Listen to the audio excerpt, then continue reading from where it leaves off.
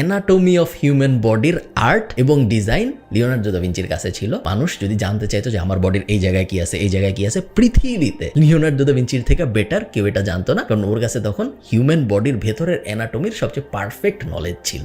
আপনি যদি Leonardo da ভিঞ্চির journal পড়েন পাবলিক, আপনি গুগলে যে সার্চ দিলে পাবেন, আপনি অবাক হয়ে যাবেন যে জার্নালের সেম পেজে একটা হিউম্যান হার্ট কিভাবে কাজ করে এইটা নিয়ে ওর খুব জ্ঞান ও গর্ভ কথাবার্তা লেখা, যে ওর কি মনে হয় একটা হার্ট বের করে দেখছে কিভাবে এটা কাজ করে, রক্ত কোথা থেকে কোথায় যায়। আবার ওই সেম পেজে শপিং লিস্টও লেখা, যে কালকে আমি যখন বাজারে যাব তখন আমার ডিম কিনতে হবে, দুধ কিনতে হবে। আবার ওই সেম পেজের ভিতরেই একটা নতুন বাদ্যযন্ত্র কিভাবে বানানো যায়, নতুন একটা বাদ্যযন্ত্র ইমাজিন করছে, একটা মিউজিক্যাল ইনস্ট্রুমেন্ট, ওইটা কিরকম হওয়া উচিত, কিরকম হইলে বাজায় অনেক মজা পাওয়া যাবে, সব লেখা। সো ব্রেইন ডাম্প অ্যাকচুয়ালি যেই ব্যাপারটা ওইটা ওর জার্নালে করতো, কারণ ও সবসময় মনে করছে এটাও কখনো পাবলিশ করবে না। এই পাগলামিগুলো করতে করতে লিওনার্দো দা ভিঞ্চি কিন্তু একদমই ছবি আঁকে নাই, বাট একদমই না একেও মিলানের এই সময়টায়, এই চাকরি জীবনের সময়টায় লিওনার্দো দা ভিঞ্চি 2টা ছবি আঁকছে, যার মধ্যে একটা ছবি আমরা সবাই চিনি, না আমি মোনালিসার কথা বলতেছি না। এই ছবিটার নাম the last supper. Leonardo da Vinci last supper আঁকার কিছুদিন পরে, 1500 সালের আশপাশে ফ্রান্স মিলানকে আক্রমণ করে, এবং ফ্রান্স যখন মিলানকে আক্রমণ করে,